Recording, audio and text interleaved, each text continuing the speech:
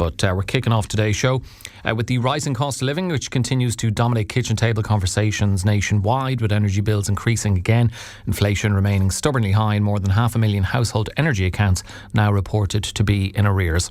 Against that backdrop, Sinn Féin is holding a public meeting in Shannon this evening as part of its campaign calling for further government action to support workers and families. And joining me now ahead of that meeting at Treacy's Oakwood Hotel is Sinn Féin's finance spokesperson and their deputy Dáil leader, Pearse Doherty. Pearse, a very good morning to you. Good morning to you, Alan. Thanks a million for having me on. No, thanks very much for being with us. So tell us more about this public meeting in Shannon. Well, Alan, these are part of a series of public meetings that we're doing right across the state. Myself and Mary Lou are having these conversations, and I think we've had about 10 of them so far. So delighted to be coming to Shannon and County Clare later this evening. And as you said, it's in Treacy's Oakwood Hotel at 7:30. And what we're asking people to do is to come along, to listen to what we're saying in relation to what we think needs to happen in terms of the cost of living challenges that people are facing. And we don't need to tell people the pressures that they're under. They're living it every day, and they see it in their shopping trolleys, and the price is going up. They see it with electricity costs going up, and they're going up again in 2 weeks' time, unfortunately, nearly double-digit increases. They see it in the pressure of rents, mortgages, insurance. It's never ending. And part of this is part of a conversation to hear from them, to hear first-hand experience about what their issues are, what they want to see, and what would be of benefit to them, their community and their family. And really, Alan, that's where we draw strength. Like, at the end of the day, we're TDs. Myself and Donna will be there. When you look at a TD, it's an Irish word, Teachtaí Dáil. It means messengers of the people, and it is the stories of the people in Shannon and County Clare and elsewhere that we draw power from, that we bring those stories to the Dáil to try and convince the government that we need action now, that we can't just wait till next year's budget, that people need support right here, right now. And that's why our call for that emergency budget, that cost living package, is something we will continue to campaign for, to make sure that people have the support that they and their families need. Yeah, and energy costs, a big part of the problem. As I mentioned at the outset, over 500,000 energy accounts in arrears. We continue to have some of the highest electricity prices in Europe. And as you just touched on, the energy suppliers have announced further price increases from July. You've called for the reintroduction of energy credits. Why do you believe that's the most effective, immediate measure that could help alleviate the issue for people? Yeah, well, there's something seriously wrong when we have over 500,000 energy accounts in arrears, and those arrears now are actually getting worse and worse. It's over €500 that people are in arrears, and I think, Alan, to tell you the truth, I think we sometimes get numb to the idea of numbers and what that means, and 500,000, it nearly just rolls off your tongue. But if you think about that, each one of them is a family. It's possibly a mum and a dad and maybe a couple of kids. So we're talking about millions of people. Just think about how many times you would have to fill Crow Park over and over again. You could fill it 10 times and there would still be people outside that can't pay their electricity bills. And this is in the year of 2026. It's in the year of a government, boasting about how they will bring in over €9 billion of a surplus. That's money that will be generated by Irish workers, by the Irish economy, that will not be spent. And yet we have so many households, 1 in 4 households across the state that can't pay their gas bills, and over 320,000 households that can't pay their electricity bills. So there's something really wrong. So how do you support that? Well, first of all, we told government that this would happen. We told them that when they took away the only support that was there for these households in terms of energy credits last budget, that we would see this problem. And so we have to reinstate those energy credits. The best way to do that would be for them to be targeted. But we've called for the government for the last 3 years, Alan, to actually bring forward a scheme that would allow it to be targeted with the energy regulator and the Department of Social Protection. They haven't done so, and therefore it can't be done overnight. The only way you can do it is make it available to everybody and then look at a targeted scheme later in the winter. And that is why critics of the universal energy credits are critics of them, because they say they also end up, they'll help households that need it, but they also help households that don't need support. In terms of credits, when I've previously put it to members of the government, they've said that targeting them or using means testing is just too difficult a process. So it's not the most effective way to deal with this. Well, first of all, that's nonsense. It's too difficult, so we're not going to do it. So for years there was energy credits, and therefore people with second homes and third homes and fourth homes were getting energy credits for holiday homes. We don't agree with that. We think it's the wrong way. That's why we actually introduced a second levy home. So anybody who did get the energy credit would actually lose it through the second levy on their second or third or fourth home. But look, of course you can do this. We sat down with the energy regulator, I think over 3 years ago. Of course you can target energy credits, but as I said, it requires a bit of forward thinking. It requires commitment, and the government are lacking both of that. So that's just a very feeble excuse. Are you not concerned though, Pearse, that continual reliance on government subsidies and credits isn't a long-term solution, that it ends up discouraging longer-term reforms of the energy market, and that's what's really needed? I agree with you 100%. That what is needed is the long-term reforms. So let's be very, very clear, and you can look at the Dáil record. I've said it over and over and over again that energy credits are not either the medium or the long-term solution, but they are a solution right here, right now, when so many people can't pay their electricity bills. What is required is what Sinn Féin have been putting to government over and over again for the last number of years, and that is to reform the electricity market and the energy market. You mentioned earlier on that we are one of the highest electricity costs in Europe. We're actually the highest. There was a report that came out last week that actually suggested that Ireland has got the second highest electricity costs in the world. And we used to be the cheapest electricity in Europe.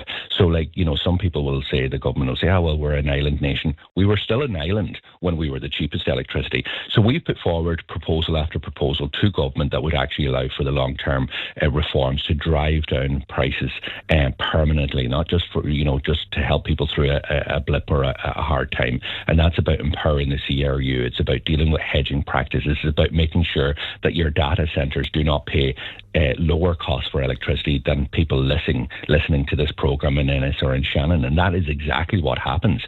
Those households, many of them who possibly can't pay their electricity bills, are actually subsidising the cost of very, very big businesses' electricity in terms of data centres, and it's completely wrong. And it's only happening because of government has decided to take a side in relation to this here. There are other things that can be done in terms of cutting off the link between gas setting the price of renewable energy. So there's a number of things that we have argued over and over and over again with government that needs to happen in terms of the reforms, and the government have simply not decided to pursue those, unfortunately. And that's why we're in a position that we're in today. Now, there are external factors as well. Obviously, the war in Iran, what's happened in Ukraine has all pushed up costs, so we're not oblivious to that. And we are going to be talking about Iran and the US reaching a peace deal, and we all hope that holds, but question marks remain over that. We'll discuss that later in the show. But if energy prices, Pearse, continue to rise because of global events, how much can any Irish government realistically do to shield consumers, even if they were to introduce universal energy credits?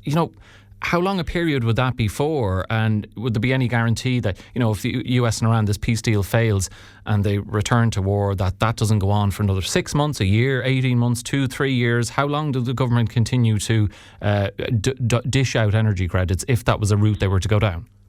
Well, first of all, we're very clear that energy credits has to be an emergency response. It is the long-term solution that have to deal with it, so that you actually try to insulate people from whatever external factors that'll take place. And the best way that you insulate people is actually driving our own energy independence agenda. And we've argued for many, many years that, for example, the green hydrogen and all of that there, the potential that is there off our coast needs to be really, really accelerated. I think it's about 5 years ago, Alan, that we brought forward legislation before the Dáil in relation to this here. So there are things, as I said, that government can do with the proper foresight and support. But let's be clear about this here.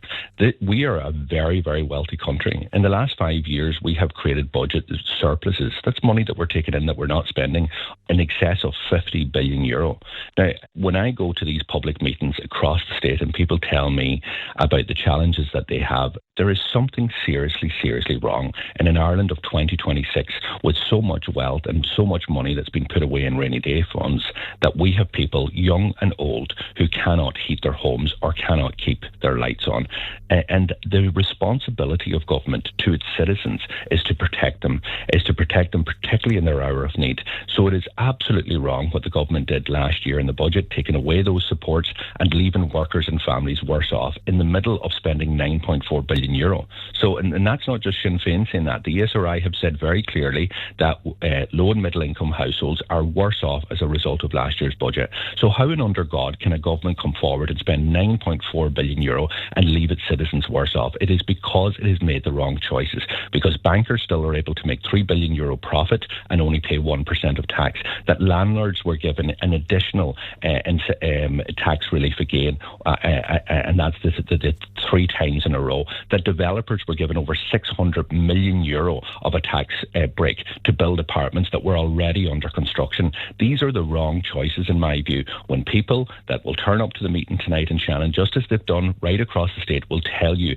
young and old, that there are serious, serious problems and they need support from the government will say it's not that they aren't going to do anything, or indeed that they haven't done anything. They say they're going to assess the situation through the National Energy Affordability Task Force. They'll address further measures in the budget, which is 4 months, just under 4 months away. The government's argument, Pearse, will be that resources need to be held in reserve in case the situation worsens over the winter. And isn't it better if they were to bring in measures in the budget, be it energy credits, that you can use those in a time of year when people are really going to need their energy and heating and fuel? Well, see, I don't know what kind of focus group, came up with that line from government, because see if your listener is sitting at home and they can't pay their electricity bill and they haven't been able to pay it for a while, and they're facing the potential threat of disconnection, or even just the stress of that and all of the other things that go without as a result of that. So if you're sitting at home and you can't pay your electricity bill, what happens when the school says we need a voluntary contribution for this year, or young Michael needs to pay £100 to go on the school tour, and all of these things that your family misses out on?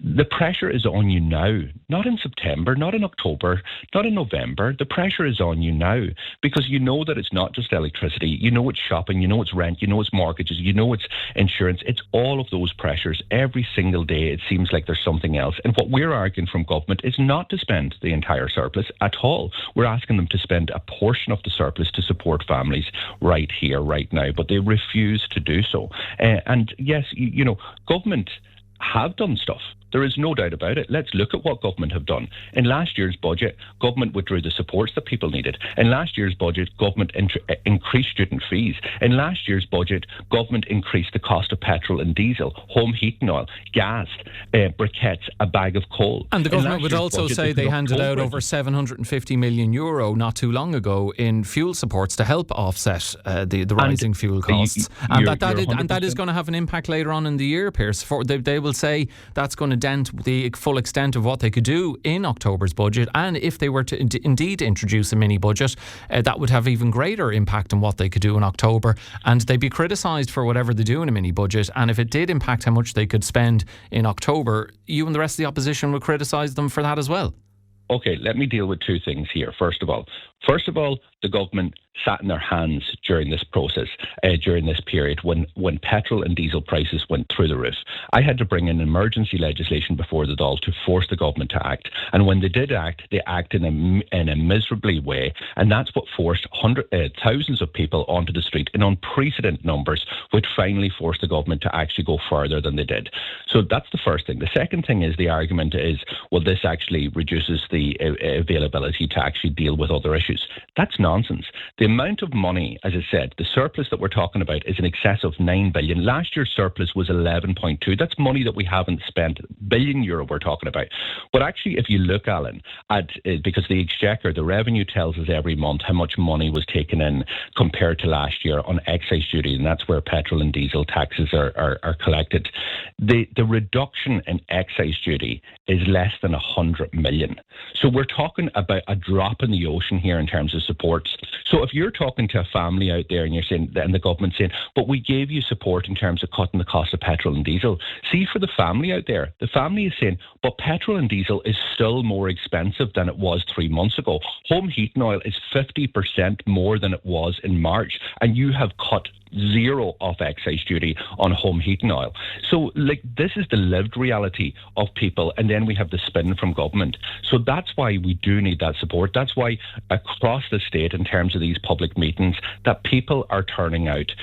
I think we've had about 2,000 people collectively over the last number of meetings turning out to these meetings, because people know that there's something wrong. People know that things can change, and these meetings are about the conversation, because change doesn't just happen in the floor of the Dáil. Change happens, in conversations on doorsteps in communities in their local towns and parishes. Of course, and Pearse, Treacy's tonight. And on the floor of the Dáil, the government would say to you, well, look, bringing in additional supports now, that could just end up fueling inflation, and they'd say that some of your party's proposals could do that, could add to inflation by increasing spending at a time when prices are already answering. Is there a risk that the proposals you're putting forward could have that effect? No, not at all. Again, when we were arguing in terms of our emergency legislation, Alan, just look at the record. They argued the same thing. When we were arguing that we need to cut excise on petrol and diesel, they argued the exact same thing. What happened when they actually brought forward the cuts to petrol and diesel? What did they say in their press release? What does the Minister for Finance say? This will actually reduce inflation. And it does.